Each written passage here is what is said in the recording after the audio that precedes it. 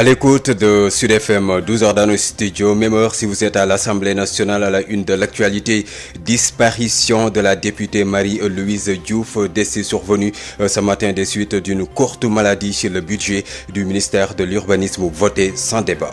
Le front social en ébullition et comme affrontement ce matin entre étudiants et forces de l'ordre à l'université Cheikh Anta Diop de Dakar. À Ziguinchor, les agents de la santé réclament leur salaire du mois de novembre. Ils étaient en sit-in ce matin. Mouvement d'humeur donc à l'hôpital régional dans un contexte de Covid-19 alors que la tendance haussière des hospitalisations se poursuit. 419 patients sous traitement, 69 nouvelles contaminations enregistrées et un décès à déplorer. À suivre également la journée mondiale contre la corruption célébrée ce 9 décembre. La justice, un secteur très vulnérable à la corruption. Le Sud-Just demande au président Macky Sall de prendre en charge les doléances pour juguler ce phénomène. Le Forum civil demande des réformes. Le coordonnateur Birahim Seck à suivre dans ce journal. Il sera l'invité de ce 12 heures. L'actualité internationale et la revue de la presse ainsi que la page sport de Odile Minkilan vont compléter cette édition d'information mise en onde aujourd'hui par Sun Chun. Les détails c'est après ceci. Babacar Samb qui vous dit bonjour, bienvenue et merci d'écouter sur FM Sen Radio pour vous informer l'actualité que nous débutons avec cette nécrologie. Disparition de la députée Marie-Louise Diouf, décès survenu ce mercredi à Dakar des suites d'une maladie. Membre de la mouvance présidentielle, la parlementaire a été élue sur la liste nationale. Elle militait à Grand Yoff pour la coalition Benno Bokk Yakaar. Marie-Louise Diouf était une députée exemplaire, très engagée, pleine de dévouement et qui a toujours assisté à tous les travaux. Témoigne le président du groupe parlementaire Benno Bokk Yakaar, Aymérou Gning, que nous écoutons avec Marie-Rosaline Ndiaye. Vraiment, Marie-Louise est une députée exemplaire, élue sur la liste de Dakar. Elle est députée de Grand Yoff qui appartient au groupe Benno Bokk Yakaar, qui est une députée très engagée. Elle est pleine de dévouement et qui a toujours assisté, en tout cas, à tous nos travaux. Ça fait une semaine qu'elle était malade et cette maladie finalement l'a emportée dans ce voyage sans retour. Ce que je dois dire simplement, c'est prier et véritablement présenter mes condoléances au président de la République, qui est le président de notre coalition, mais aussi présenter mes condoléances à l'ensemble des députés de la coalition Benno Bokk Yakaar, bien évidemment, mais à l'ensemble des députés du Sénégal. Nous sommes 165, mais quand un malheur nous frappe, tout le monde sait que c'est ça la vie, parce qu'on ne peut pas vivre sans mourir un jour. Donc ce que je retiens vraiment de Marie-Louise, c'est que c'est une dame présente qui connaît bien les réalités de son terroir et qui portait bien les préoccupations de son terroir et qui a toujours été présente et engagée dans le combat qu'elle. Le député Aymérou Gning, donc le président du groupe parlementaire Benno Bokk Yakaar. Une minute de silence a été observée à la mémoire donc de la députée Marie-Louise Diouf. Une minute de silence qui a été observée lors de l'examen du projet de budget du ministère de l'Urbanisme, du Logement et de l'Hygiène publique. Le budget de ce département ministériel a été voté sans débat.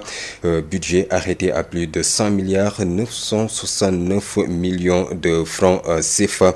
Ce budget, donc, plusieurs points ont été soulevés lors des débats en commission. Entre autres points, vous pouvez retenir donc le premier dénommé pilotage, gestion et coordination administrative qui vise à renforcer les capacités des agents du ministère, équiper les services déconcentrés et réhabiliter les bâtiments abritant ces services. Le deuxième, aménagement et développement urbain, aura comme objectif de réduire les délais d'obtention des actes d'urbanisme. Le troisième programme sera axé sur le logement, la construction d'équipements et d'infrastructures publiques.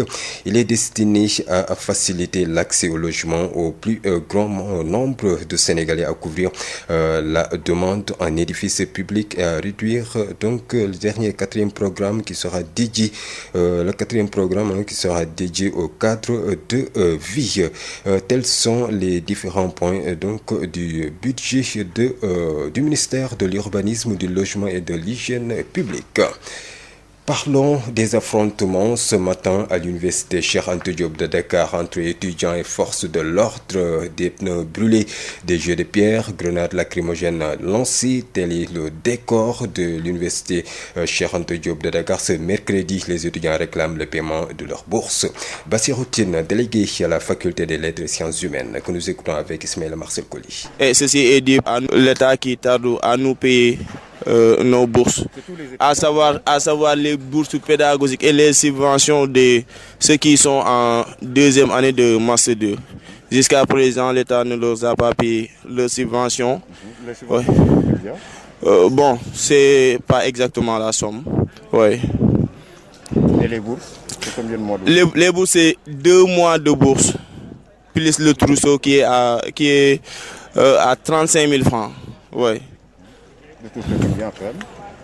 Bon, ça varie pour ceux qui sont en premier cycle, c'est à 115 000. Ceux qui sont en deuxième cycle, c'est 165 000. Ouais. Aujourd'hui, vous avez décidé d'empêcher toute activité dans l'université? Oui. Nous avons pris cette décision, c'est-à-dire d'handicaper toute activité au niveau de l'espace universitaire, à savoir le campus social et le campus pédagogique. Parce qu'actuellement, nous sommes en manifestation et tout ce que nous demandons à l'État, c'est de nous payer nos bourses, parce que l'étudiant n'a que sa bourse pour pouvoir subvenir à ses besoins. Parce que ici, même pour avoir un ticket de restauration, les étudiants rencontrent d'énormes difficultés. Et vraiment, nous disons juste assez à l'État et qu'il vienne secours aux étudiants, parce que nous en avons vraiment besoin. Aujourd'hui, vous avez brûlé les pneus, vous avez envahi la rue. Qu'est-ce qui reste encore? Y a-t-il d'autres actions en cours? Bon, nous allons continuer à adopter d'autres stratégies pour que l'État intervienne face à cette situation qui est vraiment délicate. Bon, j'espère qu'on ne peut pas aller en guerre et délivrer ces armées. Mais en tout cas, nous serons toujours dans le terrain jusqu'à ce que l'État paye les bourses. À l'instant, Bassirou Tine, délégué à la faculté des lettres et sciences humaines de l'université Cheikh Anta Diop de Dakar, des affrontements donc qui ont été notés ce matin à l'université Cheikh Anta Diop de Dakar entre étudiants et forces de l'ordre, ces étudiants qui réclament le paiement de leur bourse sociale. Mouvement d'humeur également à l'hôpital régional de Ziguinchor. Les agents de santé réclament leur salaire du mois de novembre et de meilleures conditions de travail. Ils ont organisé un sit-in ce matin à l'hôpital de Ziguinchor. Ben Michel Kanfoudi.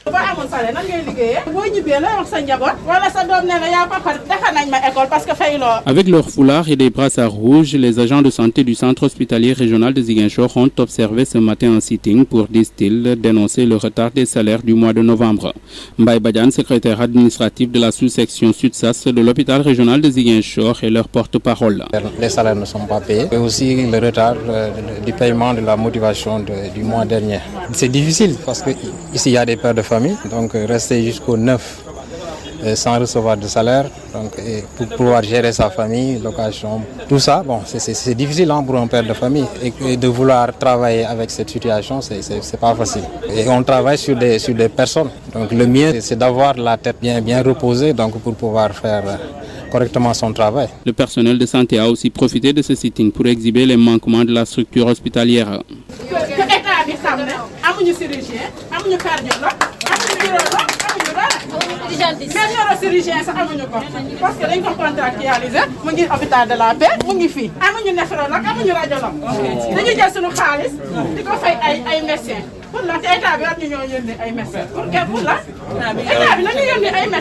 Le directeur de l'hôpital régional de Ziguinchor reconnaît les difficultés. Martial Kolibop ajoute que des solutions sont en train d'être trouvées. Les facteurs sont liés premièrement à l'insuffisance des recettes au niveau de l'hôpital.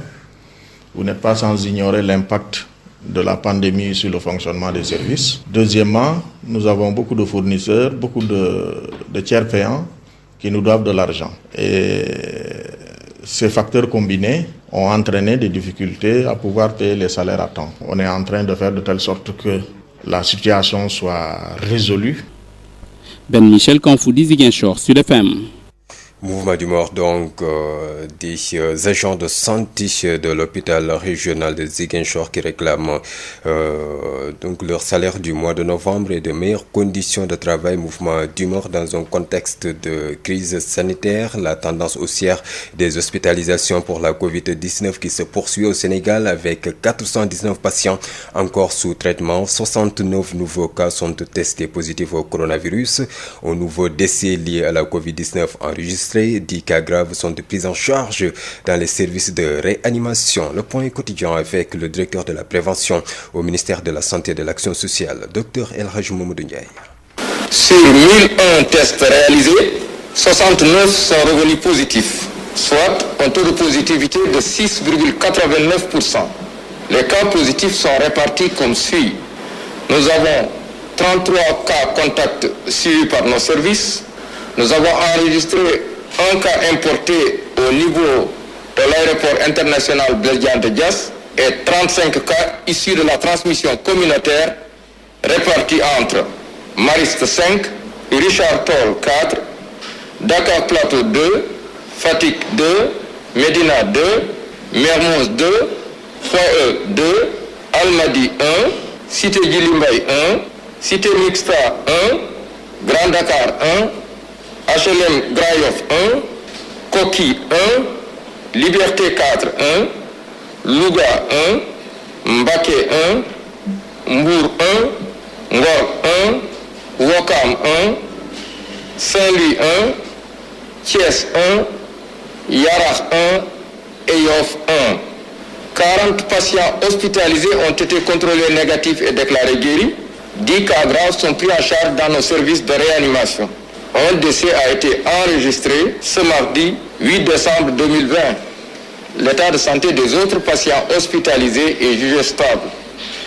À ce jour, 16 665 cas ont été déclarés positifs, dont 15 904 guéris, 341 décédés et donc 419 patients sous traitement. Le ministère de la Santé et de l'Action sociale présente ses condoléances à la famille éplorée et souhaite un prompt rétablissement aux patients retenus dans nos services et à ceux qui sont également suivis dans les domiciles. Le ministère de la Santé et de l'Action sociale exhorte les populations au respect strict des mesures de prévention individuelle et collective, tout en leur faisant les recommandations du jour, en leur disant « Prenez soin de vous, de vos proches et de la communauté et veillez sur les conseils du jour à travers le port de masque. Un masque doit être correctement porté, bien ajusté, couvrant la bouche et le nez. Le lavage fréquent des mains à l'eau et au savon ou l'utilisation de gels de bonne qualité. Enfin, respecter les distances physiques dans les lieux publics et rassemblements. À l'instant, Dr El Hadj Mamadou Ndiaye, directeur de la prévention au ministère de la Santé et de l'Action sociale. La Confédération syndicale des travailleurs et travailleuses du Sénégal fait l'état des lieux sur la situation sociale dans la crise de Covid-19. Adji Fatou Bari, bonjour. Bonjour Babacar Sam. En tout cas, pour l'heure, le bilan reste négatif puisque le quotidien de milliers de travailleurs a été bouleversé par la crise du fait de ses conséquences économiques. Si rien n'est fait, la coordination n'exclut pas d'aller ou bien même d'organiser une marche nationale. En tout cas, c'est ce qui ressort de cette conférence de presse tenue par la coalition des confédérations syndicales des travailleuses et travailleurs du Sénégal qui parle des situations désastreuses des entreprises ainsi que des travailleurs dans ce contexte de pandémie, ce qui s'est traduit par ces syndicalistes, en tout cas par, je cite, la dégradation très avancée des conditions de vie et de travail de milliers de travailleurs et travailleuses sénégalais. Par exemple, dans le secteur hôtelier, plus de 20 000 travailleurs sont menacés de licenciement faute de moyens financiers. Les transports, le commerce, l'industrie sont aussi autant de secteurs qui ont enregistré des pertes financières considérables, notamment du fait des mesures restrictives qui avaient été prises par le gouvernement pour lutter contre le coronavirus.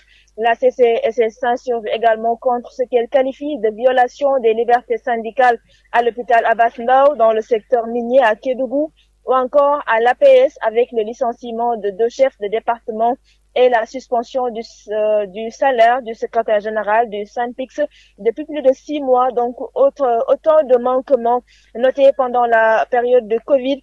Et pour une sortie de crise, Eliman Diouf et ses camarades secrétaires généraux recommandent tout bonnement de légiférer de façon durable sur les mesures de protection des travailleurs en période de crise, de renforcer leurs mesures de protection, mais aussi et surtout de mettre en place un mécanisme d'assurance chômage. Et si rien n'est fait pour soutenir ces milliers de travailleurs aujourd'hui dans le désarroi, l'organisation syndicale annonce une marche nationale, mais avant cela, une plateforme revendicative minimale sera déposée auprès de l'autorité administrative. Ces syndicalistes, Babacar, pour terminer, mettent en garde sur les conséquences fâcheuses que pourrait avoir une deuxième vague de contamination dans notre pays, d'où leur appel réitéré pour le respect scrupuleux des gestes barrières par les populations. Babacar Samb. Merci à vous, Adji Fatou Barry. Il est exactement 12h17 dans les locaux de l'Office national de lutte contre la fraude et la corruption. Sud FM. Ce 9 décembre est célébrée la journée internationale contre la corruption. Les résultats de l'indice de perception de la corruption classent le Sénégal dans la zone rouge avec un score de 45 sur 100 points qui le situe à la 66e place mondiale et 7e au niveau africain, un rang qu'il occupe depuis 2016. Les services publics sont exposés à la corruption liée à la mauvaise rémunération et les mauvaises perspectives de carrière. Le CIDJUST lance un appel à l'État du Sénégal pour prendre en charge les doléances pour leur mettre quand même à l'abri de la corruption car les ouvriers et les techniciens de la procédure sont très exposés à la corruption. Maître Ayeboun Malik Diop, secrétaire général du CIDJUST avec El Hadji Malick Ndiaye. Comme partout dans le monde, les services publics sont exposés au risque de la corruption pour la simple raison qu'il y a la réalité de la mauvaise rémunération et de mauvaises perspectives de carrière.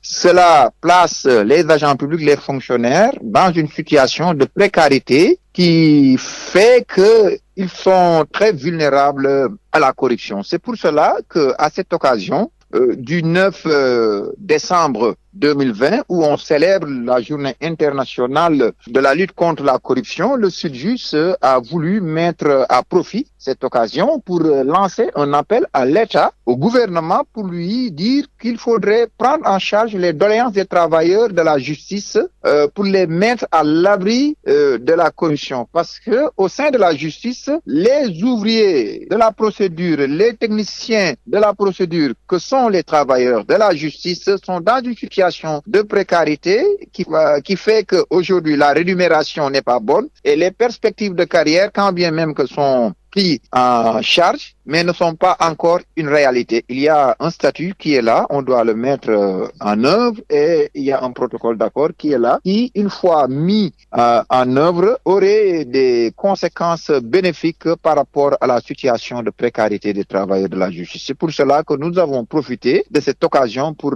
faire une relance au gouvernement. Beaucoup de mécanismes mis en place par le gouvernement pour lutter contre la corruption. Cependant, ces corps de contrôle n'ont pas les pleins pouvoirs pour mener à bien leur mission. Dès lors, le Forum civil plaide pour plus d'autonomie juridique et institutionnelle. Birahim Seck, le coordonnateur de la section sénégalaise de Transparency International, est notre invité. Vous l'entendrez d'ici la fin de cette édition d'information. L'OFNAC, l'Office national de lutte contre la fraude et la corruption, déroule à partir de ce mercredi sa quinzaine nationale de lutte contre la corruption. C'est du 9 au 23 décembre. Le lancement des activités prévues à Saly, Portudal, Hambourg, c'est ce mercredi. La cérémonie de clôture sera organisée le 23 décembre prochain ici à Dakar. Un atelier sur la gouvernance du secteur de l'état civil sera tenu à cette occasion. Parlons de la cherté de l'autoroute à péage. Le collectif citoyen des usagers de l'autoroute à péage s'indigne des réponses apportées par le ministre des Infrastructures, des Transports terrestres et du Désenclavement lors de son passage à l'Assemblée nationale. Une démarche incohérente au moment où les plaintes du collectif sont toujours presque sans réponse. Malgré tout, le collectif ne compte pas lâcher pied pour défendre ou bien même pour la défense des intérêts du peuple sénégalais. Josette Kali. Le passage du ministre des Infrastructures, des Transports terrestres et du Désenclavement Mansour Faye à l'Assemblée nationale a fait tache d'huile. Surtout ses réponses en rapport avec l'autoroute à péage.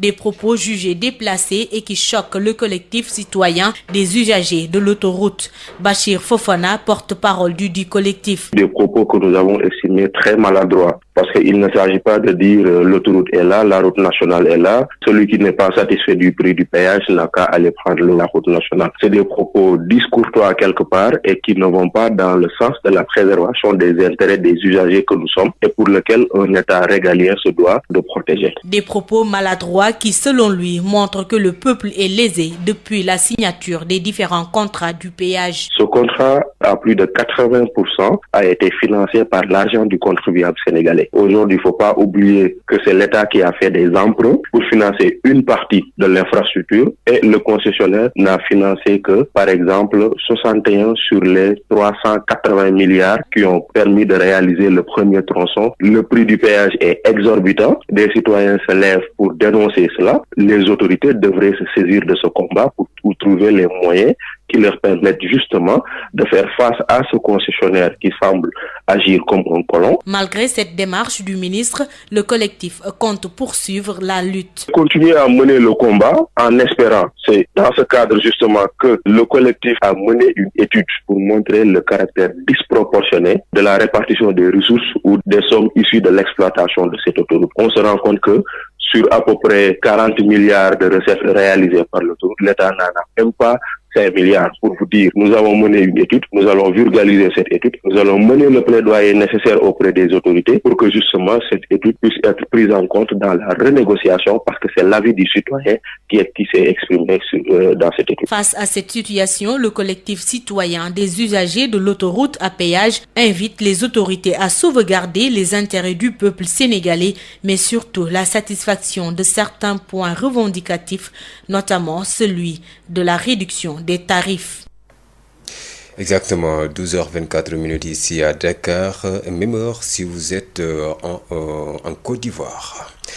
Parlons de l'actualité hors de chez nous. Burkina Faso, la corruption dans l'industrie minière pointée du doigt. Le réseau national de lutte contre la corruption tient cette semaine sa 15e édition des journées de refus de la corruption. Cette année, cette organisation de la société civile burkinabé a choisi d'évoquer la corruption dans le secteur minier. Et puis au Cameroun, alors que le Conseil de sécurité des Nations Unies se penche ce mercredi 9 décembre sur l'Afrique centrale et que ce jeudi est célébré la journée des droits de l'homme. La base de données sur les atrocités au Cameroun publie une série de 8 rapports sur les atrocités commises dans les 2 régions anglophones du nord-ouest et du sud-ouest. Parlons du coronavirus. En Europe, Angela Merkel a appelé ce mercredi à de nouvelles restrictions jusqu'à la mi-janvier dans l'ensemble de l'Allemagne où les mesures existantes se révèlent insuffisantes pour maîtriser le nombre de cas de Covid-19. Je cite, le nombre de contacts entre personnes est trop élevé. La réduction du nombre de contacts est insuffisante, a déclaré la chancelière devant la Chambre des députés en évoquant la fermeture des magasins et les écoles notamment. Par le sport.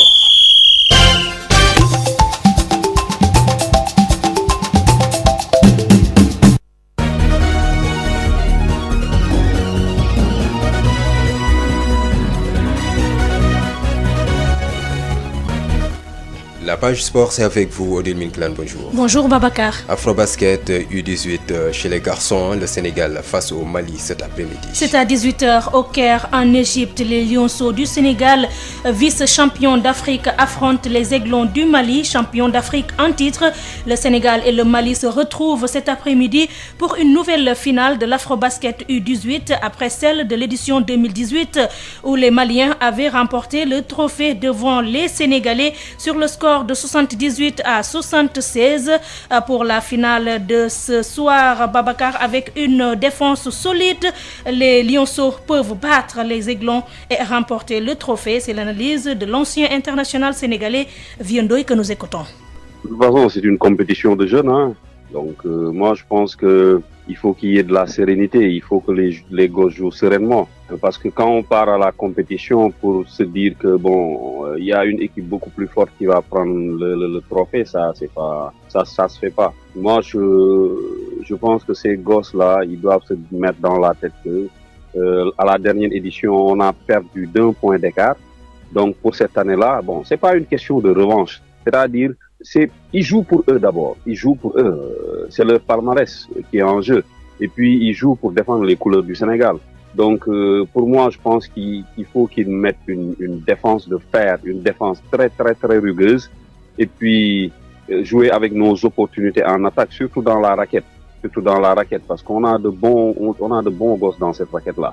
Mali, c'est donc ce soir à 18h chez les filles. Babacar, la finale oppose le Mali, champion en titre, au pays hôte, l'Égypte, à 15h. Les Lioncelles du Sénégal, malgré la victoire enregistrée hier face aux Égyptiennes à 67 à 64, elles sont éliminées de la compétition. Le résultat n'était pas suffisant. Elles devaient battre l'Égypte avec un écart d'au moins 7 points pour se qualifier en finale et au mondial.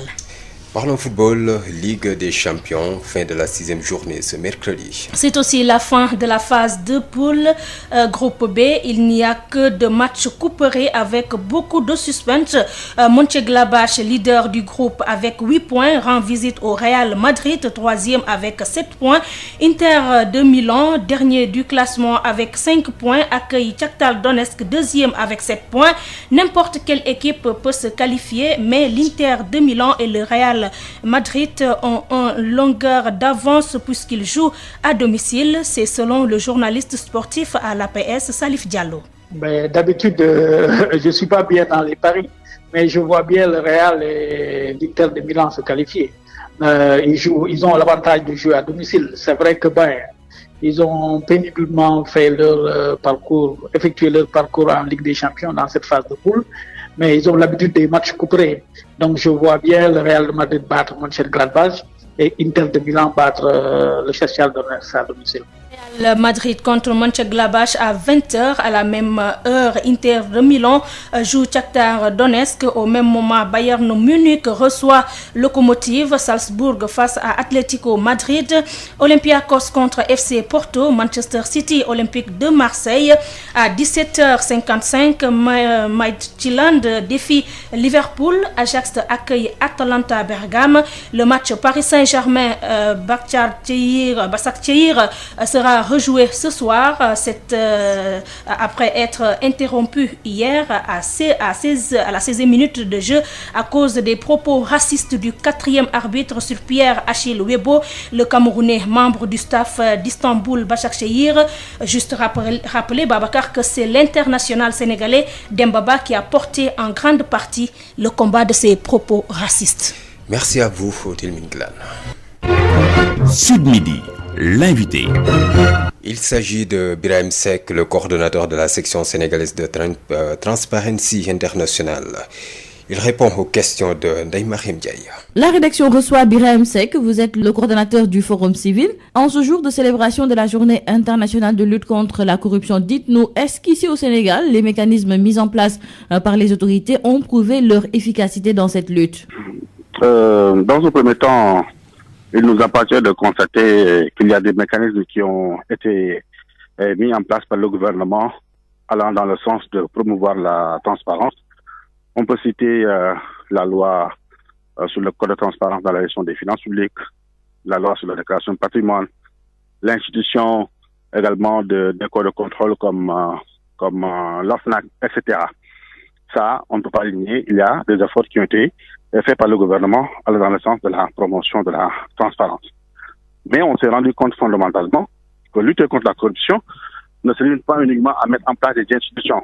Bien, même si ces institutions également ont montré leur inefficacité. Parce qu'aujourd'hui, on se rend compte que l'OFNAC n'a pas encore les pleins pouvoirs pour contraindre également certaines autorités à s'exécuter, bien à respecter la loi.